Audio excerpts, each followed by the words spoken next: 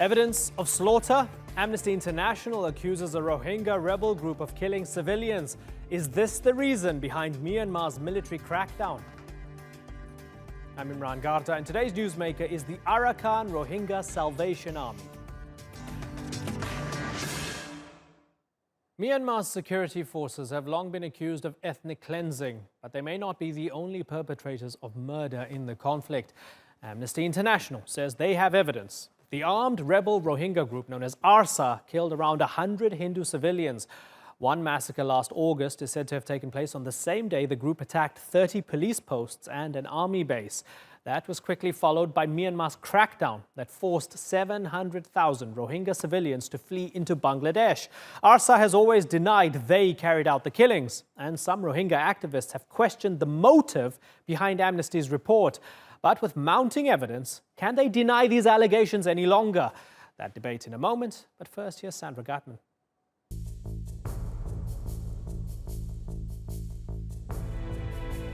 It was summer of 2017, and the world was gripped by the plight of hundreds of thousands of Rohingya refugees.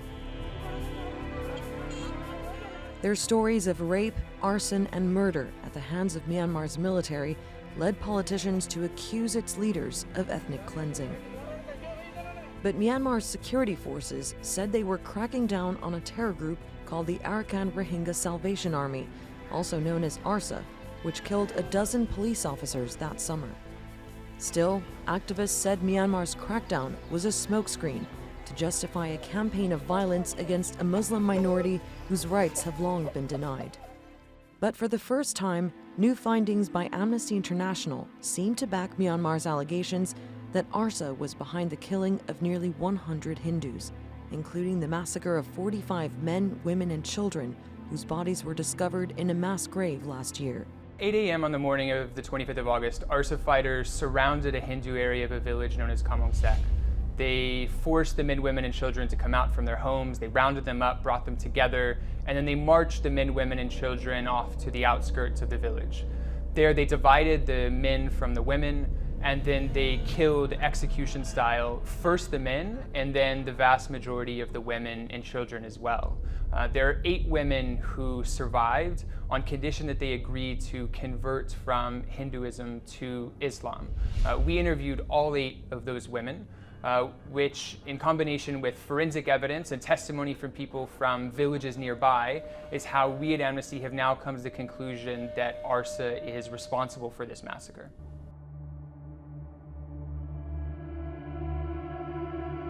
Myanmar's government has painted ARSA as an Islamic terror group affiliated with transnational networks like Al-Qaeda. But experts say the group is poorly equipped. It has guns, small homemade bombs, and what it describes as a narrow mission to protect Rohingya Muslims.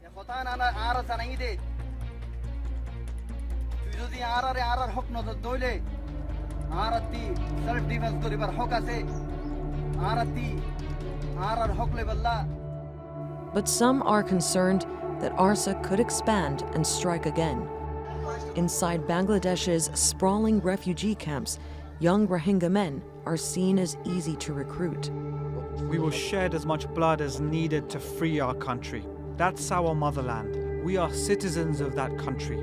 How can we stay here? But ARSA has denied it's targeting Hindus, saying in a statement that it acts to protect the Rohingya community and that any defensive attacks have always been aimed only at the Burmese terrorist military junta. Rohingya activists say Amnesty's report could have been influenced by Myanmar's government and that it's weakened a global effort to hold the country's leaders accountable. But Amnesty International says it stands by its findings. It doesn't justify in any way the government's massive response that drove out nearly 700,000 Rohingya. It doesn't excuse it at all, but it does put another layer of complexity into the violence over the past year. The difficulty remains in gaining access to Myanmar's northern Rakhine state, where all ethnic and religious crimes have yet to be independently investigated and brought to justice. Sandra Gatman, The Newsmakers. Well, to discuss this, I'm joined here in the studio by Maung Sani. He's a coordinator of the Free Rohingya Coalition. In Geneva, we have Tirana Hassan. She's Amnesty International's Crisis Response Director and head of the unit that produced the report. And completing our panel from Yangon is Nyo On Mint. He's a former member of Myanmar's ruling National League for Democracy and a former spokesman for Aung San Suu Kyi. I thank you all for joining us on the Newsmakers. Maung Sani, this report from Amnesty International. ARSA abducted and massacred almost 100 Hindus, civilians, men, women, children. It's a comprehensive report. It's based on exhaustive interviews. You'd accept it's ugly, but it's the reality, right? No, I don't accept it for a number of reasons. I'm not denying that Amnesty should not be being impartial or publishing human rights abuses, publishing about human rights abuses committed by any combatant or armed gangs. So what's your problem with it? My problem with this, Amnesty has gone far beyond what the evidence has warranted. There are major gaping holes in the Amnesty's report, and the evidence, the oral testimonies provided by the Hindu witnesses or survivors, they are conflicting, they are evolving. Amnesty itself admitted it, and also the person, actually Major General Aung Ye Win, who led the Burmese journalists back in September when the mass grave was unearthed, is an old acquaintance of mine. He had absolutely no evidence when he was confronted in Burmese language by the Burmese the reporter. General, what is your evidence that ARSA killed these people? Okay. He had nothing to say. Okay, we have Amnesty on this panel. I'm glad that we do. Tirana Hassan, we have Maung hanging a question mark over your methodology. He feels some people have pulled a fast one on Amnesty International and you might not have the full story. Tell me your response to that.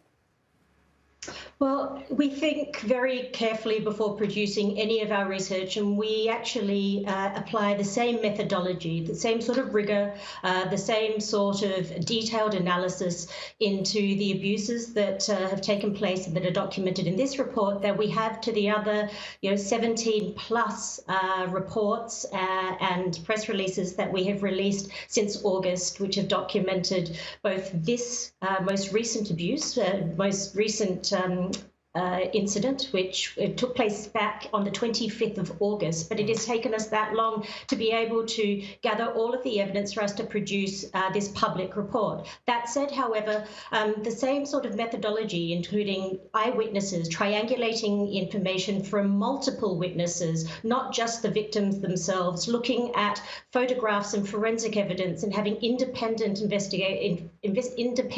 analysis of that sort of evidence is all part of the process that we use to triangulate evidence. And it is from that basis that we were able to draw the conclusion that the individuals from the Hindu community were killed in a brutal attack by a Rohingya armed group known as ARSA, and that this actually was not only about the killings, but it was also about abduction. And what Amnesty is calling for is that it is now the time to look at the fact that it is clear, based on this investigation, based on our other previous investigations, which have meticulously documented abuses by the Myanmar security forces against the Rohingya population, that there must be access to Northern Rakhine State. That is the only way that we will be able to collate all of the forensic information as well as do detailed analysis. And it's not just Amnesty's access, it's the UN's access. Yeah, that's a good point. And we're going to address it in a moment. I'm going to get Maung's response in a moment. But let me go to Nyo On Mint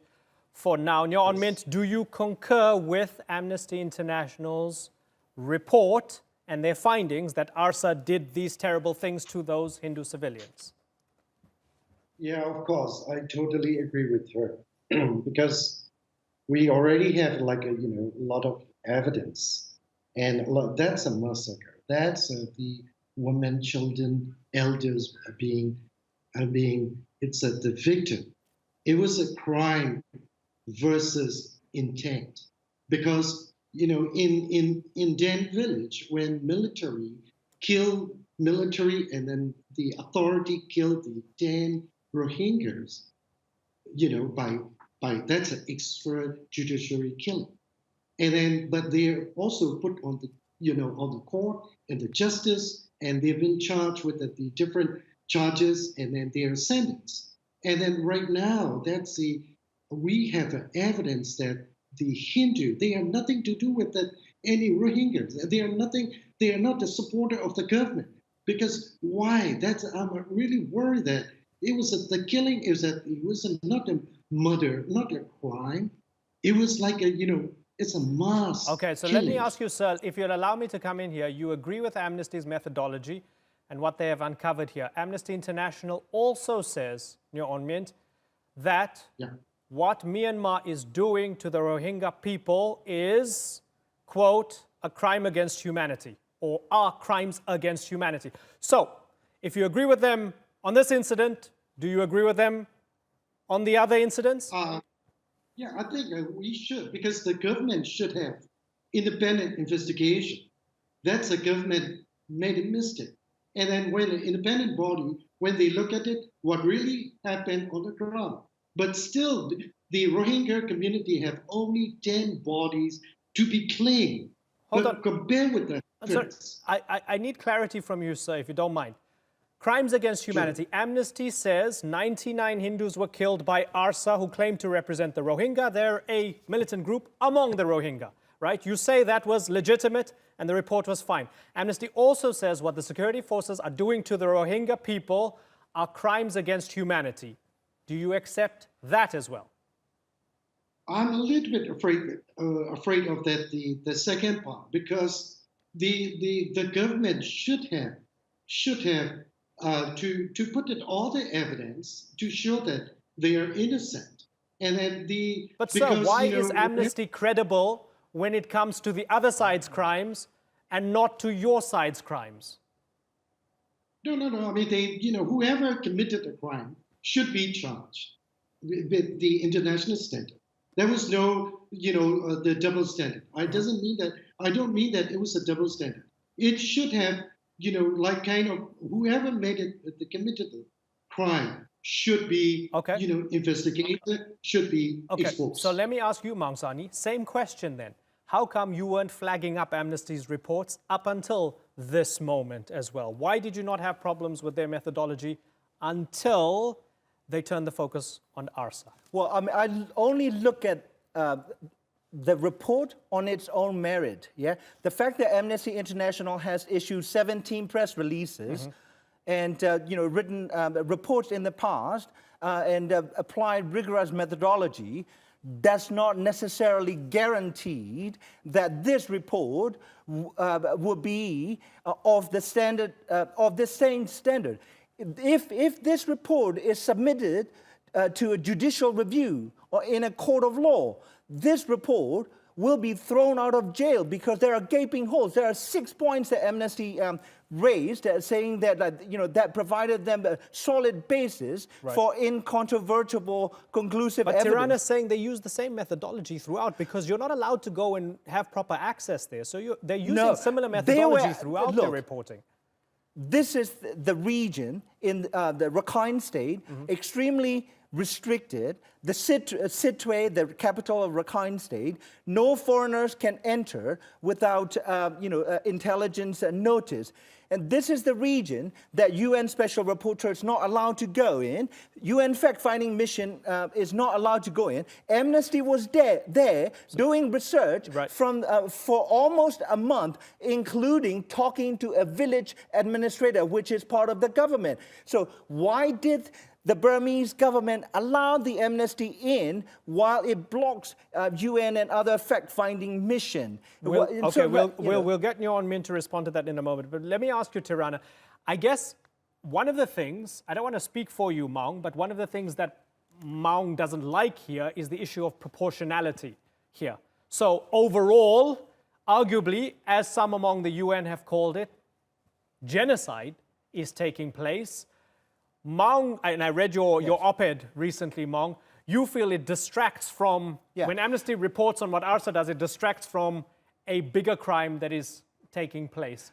What's your take on that, Tirana?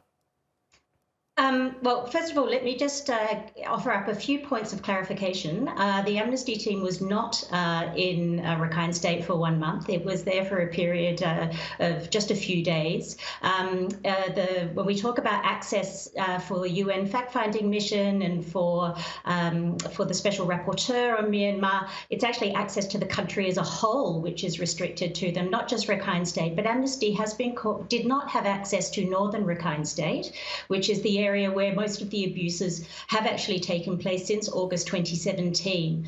We did not actually have any sort of official contact or permission with the central authorities, or as some of the public assertions have been made by the Ministry of Defence. Sorry, wait a minute. No, I'll just finish. You were talking to a village administrator.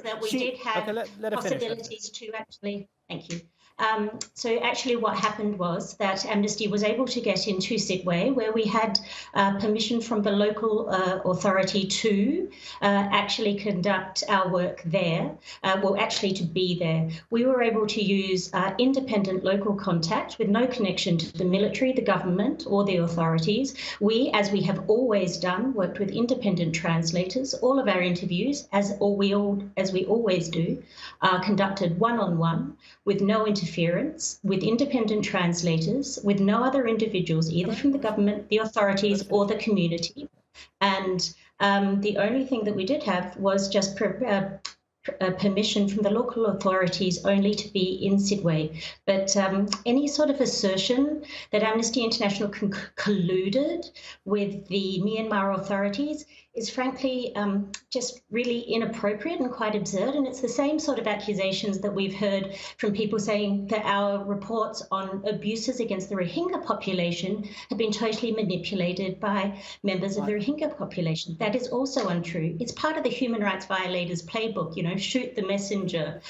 No, I'm not shooting the messengers. I'm shooting at the extremely shoddy quality of your report. Your report, look, you repeated the completely unverified, the Burmese military's narrative that on August 25th, ARSA coordinated attacks on 30 different security outposts, and that has not been independently verified. ICG reproduced, which you quoted as a source, reproduced the Burmese government's narrative. Coordinated attack on 30 different security forces by a group of angry, largely illiterate people, Rohingyas, is actually beyond imagination. Unbelievable. This is the kind of thing like Israeli intelligence might be able to pull it off. Okay. Not ARSA. Okay, I think repeating the official narrative and fine. then saying this is like exonerating the Burmese military. Tirana, the claim from Maung is that you're just repeating what the Burmese military tells you. Is that even possible? No, absolutely not. Without direct collusion. No, Amnesty International doesn't tend to parrot anybody. We are an independent human rights organisation. We come to these conclusions based on rigorous research that we've conducted. We have actually reached out to ARSA prior to the release of this report to ask them for their comment. Unfortunately, they did not respond. We would hope that they would choose to respond to directly to several questions that we have for them, which we would be happy to publish in our future publications. I think what's important here is that from the evidence obtained from Amnesty International through a rigorous investigation, what we can say is ARSA was responsible for the unlawful killings and abductions of this particular group of people. This was an incredibly violent campaign, which started on the 25th. Majority of the abuses clearly have impacted on the Rohingya community, without a doubt. However, it is important that we move forward and look at justice and accountability. There needs to be an ICC referral. Hold on, there needs to be independent investigations. Okay. I want to bring in your own mint here and ask about whether innocent Rohingya people are being scapegoated for the actions of ARSA, because this is tremendously convenient for Myanmar, isn't it? People in Myanmar, especially this government, doesn't like the Rohingya people, doesn't want to give them citizenship. You yourself, on this program, in the past, you've said they shouldn't be given citizenship, right? You don't want to give them citizenship. You don't want them in your country.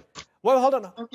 Hold on. Let me finish the question. Hold on, let me finish the question. So, isn't this tremendously convenient that when ARSA, this small militant group, as egregious as their actions might be, are giving your government the perfect pretext to absolutely crush the Rohingya people and ethnically cleanse them from the country, sending them across the border to Bangladesh? Isn't that the reality? Actually, the government didn't push it out.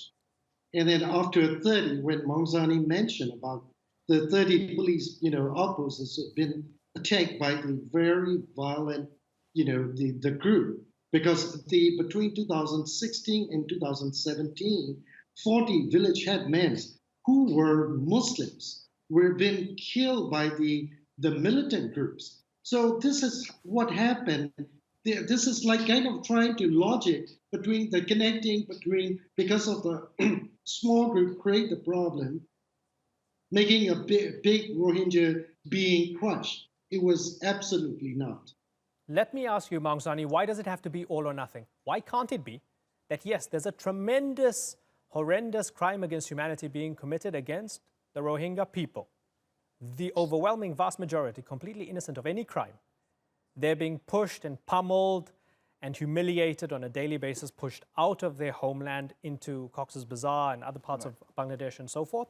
And among the community, as Auden said, those to whom evil is done do evil in return. Among the community, some have taken up arms and are doing terrible things against security forces and other innocent civilians. Why can't it be the case? Why does it have to be all or nothing? Why do we have to deny the fact that ARSA are doing some horrible things? No. Let me just be categorically clear. I am not here to defend or deny what ARSA might or might have done. If they have done that, they also committed crimes against humanity. The ARSA should be brought to ICC, just as the Burmese generals and Aung San Suu Kyi and the accomplice should face a trial. But what I'm trying to do is point out the fact that Amnesty International has done an extremely unprofessional job as a researcher. I've been a researcher for 30 years, and I've studied the Burmese military, worked with some of the generals a number of times when I was pushing for ending of isolation of my country. I came from a military family. The military allowed the Amnesty International to come in, and military, in my view, even coach the evidences. There are questions the Amnesty unable to answer. Who provided the eyewitnesses? Amnesty, say that the Hindu Rohingyas, when they were interviewed in Bangladesh, they say the killings were done by the Burmese military and Rakhine Buddhists. And then Amnesty say, well, that was under duress because they were living with the ex-perpetrators. Now, these are the people that were repatriated, Hindus, back to Burma. Why not apply the same logic? Okay. Yeah. Okay. And it doesn't check out for you. Amnesty is like having a double standard in terms of, so it's not rigorous, and most importantly, Amnesty has just deepened anti-Muslim, hatred and fear, not just in Burma, in Modi's maybe India. ARSA has done that. Maybe ARSA is the one who's deepened anti-Muslim fear by claiming to act on behalf of the Rohingya and going and torturing people and butchering them. Yeah, ARSA's done it, not Amnesty International. ARSA does not speak for the Rohingya. It's a small bunch of people. Sure, but they can still commit crimes, right? Oh, yeah, sure. And Amnesty can report on them. I don't deny that, but what I'm saying here is that the evidence that Amnesty has produced will be thrown out of any court of law because the evidence is extremely underwhelming. Okay. Well, we've got the response from Tirana, and unfortunately we are out of time. I'd love to continue this conversation, but I cannot. I have to move on. Mangsani, Nyo Ong Mint, and Tirana Hassan, I thank you all sincerely for joining us here on the Newsmakers.